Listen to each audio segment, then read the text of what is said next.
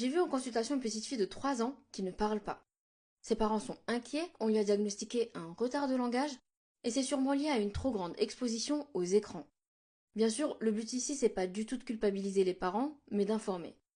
Ses parents, par exemple, ils n'étaient pas du tout sensibilisés. La télé tournait constamment en fond à la maison, en plus des dessins animés qu'il pouvait y avoir sur la télé, sur le téléphone et sur la tablette. Le problème, c'est qu'avant 3 ans, le cerveau de l'enfant, il est en plein développement. Il a besoin d'interaction avec les autres pour essayer de communiquer et pour comprendre les mimiques, le ton, les émotions qu'on lui transmet. L'enfant a besoin d'explorer et de développer ses 5 sens. Il a besoin d'essayer, de toucher, de sentir, de goûter. Or, les écrans vont l'inciter à être passif, à être spectateur.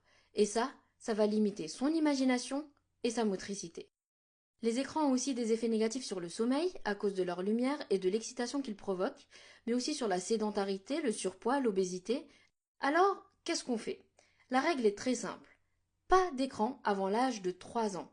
Et ça, peu importe le contenu. Proposez plutôt des jouets adaptés, des histoires, et mieux encore, des sorties à l'extérieur. Si vous n'en avez pas la possibilité, 2 solutions.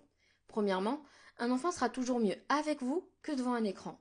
Peu importe ce que vous faites, comme les tâches ménagères par exemple, essayez de le faire participer, il va adorer.